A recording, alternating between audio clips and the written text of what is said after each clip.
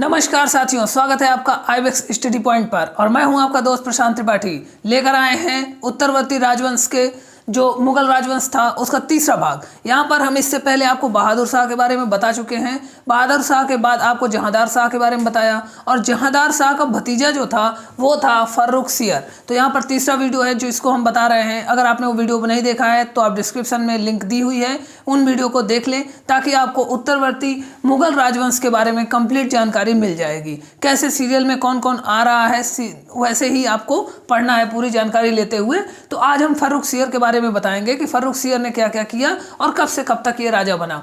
तो इसके बारे में विस्तृत जानकारी हम आपको बताएंगे। तो देखिए है क्या कि 1713 ईस्वी से 1719 ईस्वी तक फर्रुख सियर राजा बना। अब ये सम्राट अपने आप को कब घोषित किया था?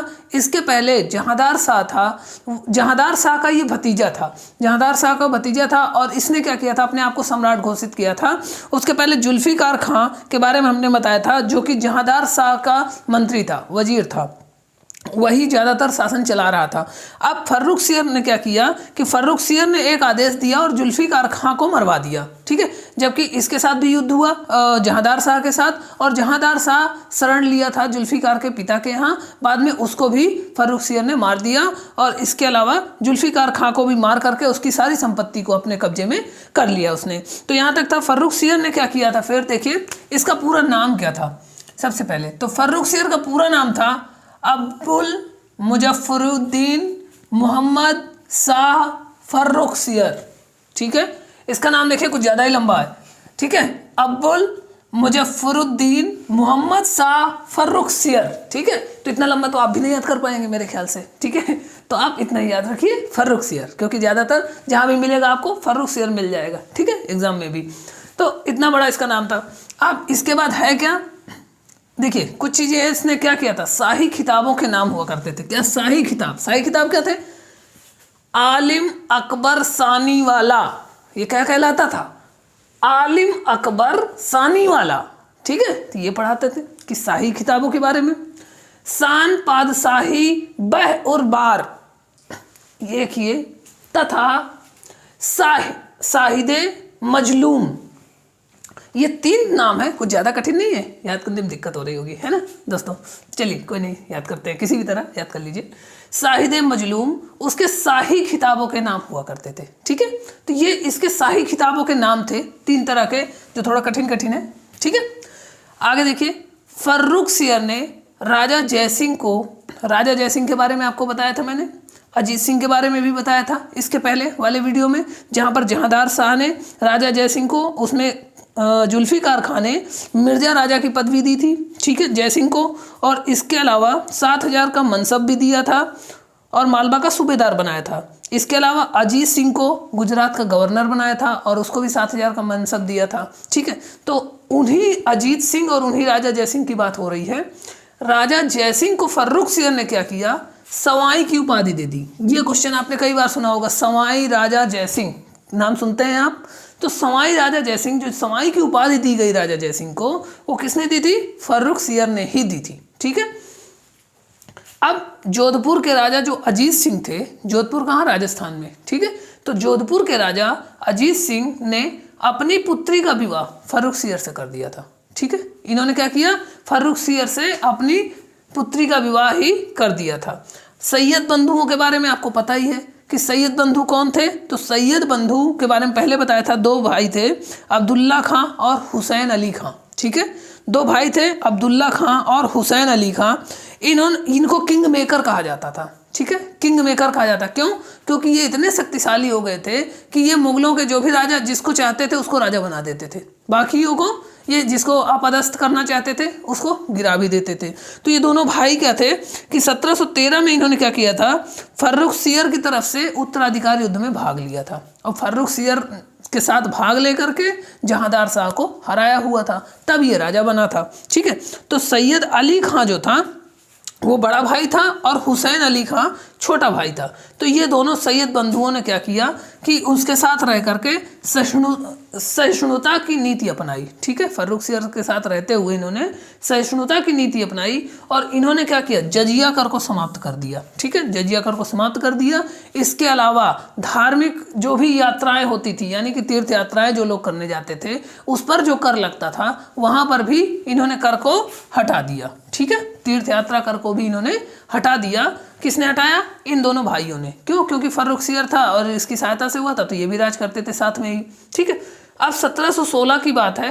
1716 में मैंने बंदा बहादुर के बारे में इससे पहले भी आपको बताया हुआ था कि बंदा बहादुर ने क्या किया था, पंजाबियों के साथ मिल करके, काफ़ी सिखों के साथ मिल करके विरोध किया था इनका, किसका, जहांदार शाह का। ठीक है, जहांदार शाह का विरोध किया हुआ था। तो वही बंदा बहादुर की नीति अपना रखा था उसने, दमन की नीति जहांदार शाह ने भी इनके प्रति अपना रखी थी। और जब फर्रुखसियर आया तो फर्रुखसियर ने क्या किया, 1716 ईस्वी में बंदा बहादुर को पकड़ करके इसको फांसी पर चढ़ा दिया। ठीक है, तो बंदा बहादुर यहाँ से खत्म हो जाते हैं, इनको पकड़ करके फांसी पर चढ़ा दिया। इसके बाद जो फर्रुखसियर था एक बहुत ही बड़ी बीमारी से ग्रसित था। ठीक है, उसको जानलेवा बीमारी कह सकते हैं कि उसकी जान भी उसमें जा सकती थी, बहुत ही बड़ी बीमारी से ग्रसित था। तो उस बीमारी के इलाज के लिए वो काफ़ी इधर उधर भटका, लेकिन उसका कहीं इलाज नहीं हो पा रहा था। तब उस समय अंग्रेज जब आए, अंग्रेज यहाँ पर आए, तो अंग्रेजों का एक दल आया हुआ था इसके दरबार पे। जो दल आया उसमें एक हैमिल्टन नाम का डॉक्टर था, हैमिल्टन नाम का डॉक्टर था। उस डॉक्टर ने क्या किया, फर्रुखसियर का इलाज किया और उससे क्या हुआ कि उसकी जो जानलेवा बीमारी थी वो ठीक हो गई। इससे फर्रुखसियर इतना खुश हो गया कि उसने क्या किया कि अंग्रेज जितने भी आए थे उनको पूरी तरह से कर मुक्त व्यापार करने का अधिकार दे दिया कि आप कर मुक्त व्यापार कहीं पर भी कर सकते हैं, और ऐसी उनको अनुमति दे दी। तो ये इसको कहा जाता है अंग्रेजों का मैग्ना कार्टा। अंग्रेजों के लिए यह सबसे बड़ा मैग्ना कार्टा था कि उनको इतना बड़ा फायदा इससे मिला कि उनके जो सिक्के थे वो सिक्के ढालते थे, उन सिक्कों को भी चलाने की अनुमति मुगल शासक में इन्होंने दे दी थी। किसने दे दी थी, फर्रुखसियर ने अंग्रेजों को दे दी। इससे अंग्रेजों को बहुत बड़ा लाभ मिला कि वो अपने आप को यहाँ पर अच्छी तरह से इस्टेब्लिश कर पाए। इतनी जानकारी थी। 1719 की बात है। 1719 में जो सैयद हुसैन अली थे, ये सैयद भाई के जो छोटे भाई थे सैयद हुसैन अली, इन्होंने क्या किया कि 19 की बात थी, पेशवा, अब इनसे कुछ मनमुटाव हो गया। ठीक है, जब मनमुटाव हो गया तो ये पेशवा बालाजी विश्वनाथ थे, मराठा थे। ठीक है, मराठा से इन्होंने क्या कर लिया, दिल्ली की संधि कर ली। ठीक है, दिल्ली की संधि कर ली और संधि करने के उपरांत इन्होंने मराठा की सेना को अपने साथ मिला लिया। मराठा की सेना को साथ मिलाने के बाद फर्रुखसियर को पकड़वा करके फर्रुखसियर को अंधा बना दिया और अंधा बनाने के बाद 10 दिन के बाद फर्रुखसियर को मार दिया। ठीक है, इस तरह से फर्रुखसियर की यहाँ पर मौत हो जाती है। और सैयद बंधु जो किंग मेकर थे, ऐसे करके आगे फिर से छोटे छोटे मुगल शासकों को कई बार इन्होंने राजा बनाया, इसीलिए इनको किंग मेकर भी कहा जाता है। अच्छा, फर्रुखसियर को एक और क्वेश्चन बनता है कि घृणित कायर किसको कहा जाता था। ठीक है, तो घृणित कायर जो था वो फर्रुखसियर था, फर्रुखसियर को ही घृणित कायर कहा जाता था। ठीक है, एक ये यहाँ पर क्वेश्चन बनता है। इसके अलावा मुगल साम्राज्य में, जो मुगल साम्राज्य के इतिहास में यह पहली बार हुआ था कि किसी अमीर ने मुगल शासक को मौत के घाट उतारा था और कब्जा कर लिया था अपना, यह पहला उदाहरण था। इसके बाद देखिए दोस्तों कि ये तो बड़े बड़े राजा हुए, फर्रुखसियर हुए। ठीक है, इसके बाद से और भी राजा छोटे छोटे टाइम पीरियड के लिए कई राजा बने, जिनके बारे में हम थोड़ी थोड़ी जानकारी दे देते हैं, क्योंकि छोटे छोटे टाइम पीरियड के लिए बने, बहुत थोड़ी थोड़ी उनकी डिटेल है, तो ये बहुत लंबा चैप्टर इससे खिंच जाएगा। तो हम ऐसा करते हैं, थोड़ा थोड़ा डिटेल आपको सारे राजाओं के बारे में आगे बता दे रहे हैं। ठीक है दोस्तों, फर्रुखसियर की मृत्यु के बाद रफीउद दर्जात 28 फरवरी से 4 जून 1719 ईस्वी में राजा बना। इसको भी किसने राजा बनाया था, सैयद बंधुओं ने। सैयद बंधुओं ने उनको पहले फर्रुखसियर को देखिए राजा बनाया, फिर उसको मरवाया। इसके बाद किसको बनाया, रफीउद दर्जात। रफीउद दर्जात बहुत छोटे समय के लिए रहा, 28 फरवरी से लेकर केवल 4 जून तक ही राजा रहा। इसके समय में केवल देखिए कुछ चीज़ें ही थी जो बहुत महत्वपूर्ण थी। तो इसके काल की उल्लेखनीय घटना एक थी कि निकोसियर का विद्रोह, क्या था, निकोशियर क्वेश्चन बस बनता है एक ही कि निकोशियर का विद्रोह किसके समय में हुआ था, तो रफीउद्दर्जात के कार्यकाल में हुआ था और इसकी मृत्यु जो हुई थी वह क्षय रोग के कारण हुई थी। ठीक है, इसने क्या किया था, देखिए इसको गद्दी पे बिठाया गया था निकोशियर का विद्रोह, और ये था कौन, यह अकबर द्वितीय का पुत्र था। ठीक है, अकबर द्वितीय जो था उसका पुत्र था रफीउद्दर्जात। इसके बाद रफीउद्दर्जात की मृत्यु के बाद रफीउद्दौला 6 जून से 17 सितंबर 1719, देखिए ये भी बहुत ही छोटे पीरियड के लिए, जून से लेकर सितंबर तक ही रहा। 1719 में रफीउद्दौला, दोनों में नाम में केवल इतना अंतर है, रफीउद्दर्जात और दौला। ठीक है, दोनों में इतना अंतर है, छोटे छोटे टाइम पीरियड के लिए बने और इनको भी सैयद बंधुओं ने ही राजा बनाया था। ठीक है, तो सैयद बंधु बहुत हावी थे उस समय और वो क्या करते थे, किंग मेकर की घटना पर रहते थे। अब इसके कार्यकाल में हुआ क्या था, इसने क्या किया, अपने आप को शाहजहां द्वितीय, ठीक है, क्या कहा, शाहजहां द्वितीय की उपाधि धारण की थी इसने। ठीक है, कहा कि मुझे शाहजहां द्वितीय कहा जाए। इसके अलावा इसकी जो मृत्यु हुई थी वो पेचिस नामक बीमारी के कारण हुई थी। ठीक है, पेचिस नामक बीमारी के कारण इसकी मृत्यु हो गई थी। और इसके समय में देखिए अजीत सिंह जो थे, अजीत सिंह की पुत्री जो विवाह किया था फर्रुखसियर के साथ, वो विधवा हो चुकी थी। तो अजीत सिंह ने क्या किया था, इनके समय में अपनी विधवा पुत्री को अपने साथ ले गए और फिर से उसने हिंदू धर्म को ज्वाइन कर लिया था। ठीक है, इसके अलावा तीसरे थे मोहम्मद शाह, इनके बाद मोहम्मद शाह राजा बने। ठीक है, मोहम्मद शाह 1719 से लेके 1748 ईस्वी तक राजा रहे। ये काफ़ी लंबे पीरियड तक रहे, लेकिन इनके रहने का कोई ऐसा औचित्य नहीं था। क्यों, जहांशान, आपको नाम बताया था मैंने, जहान शाह कौन था, जहान शाह जो था ये बहादुर शाह के बारे में जो मैंने बताया था, बहादुर शाह के स्टार्टिंग में बहादुर शाह का सबसे छोटा पुत्र जहान शाह मैंने बताया था, 5 वहाँ पे जो उसके पुत्र थे उसमें से सबसे छोटा पुत्र था जहान शाह और उसी का बेटा था ये मोहम्मद शाह। ठीक है, तो मोहम्मद शाह 1719 से 1748 ईस्वी तक राजा रहा। और इसके समय में देखिए हुआ क्या कि मोहम्मद शाह अधिकतर ये पशु युद्धों में लगा रहता था। पशु युद्ध जो होते थे उनको देखता रहता था। ठीक है, नाच गाने में लगा रहता था, मदिरा पीने में लगा रहता था, तो इन सब चीज़ों में लगा रहता है। इसका राज से कोई मतलब नहीं था कि राज्य में क्या चल रहा है क्या नहीं चल रहा है। तो इसको लोग क्या कहते थे, रंगीला कहा करते थे। ठीक है, इसको लोग रंगीला भी कहते थे। किसको कहते थे, मोहम्मद शाह को। और इसी के दौरान में सैयद बंधुओं का अंत भी हो गया था। ठीक है, ये एक घटना थी कि सैयद बंधुओं का अंत किसके समय हुआ, तो मोहम्मद शाह के समय हुआ। इसके अलावा बंगाल, बिहार और उड़ीसा ये सारे क्षेत्र भी स्वतंत्र हो गए इसी के राज में। और इसी के समय में बाजीराव प्रथम जो थे, बाजीराव प्रथम वो केवल 500 घोड़ों के साथ दिल्ली पर आ गए थे, लेकिन किसी ने उनको रोका टोका नहीं, किसी ने किसी प्रकार से इनका विरोध नहीं किया। तो इस प्रकार से यह देखा गया कि इसके समय में मुगलों की सत्ता एक तरह से पूरी तरह से ध्वस्त होती चली गई और ख़त्म के कगार पर पहुंच गई। इसके बाद अगले राजा जो हुए वो थे अहमद शाह। ठीक है, इनके बाद क्या हुआ कि अहमद शाह हुए। ठीक है, अहमद शाह 1748 ईस्वी से लेकर के 1754 ईस्वी तक यहाँ पर राज किए। ये थे कौन, ये मोहम्मद शाह का पुत्र था। ठीक है, अहमद शाह कौन था, मोहम्मद शाह का पुत्र था। और इसके शासनकाल में अहमद शाह अब्दाली, किसने, अहमद शाह अब्दाली ने आक्रमण किया।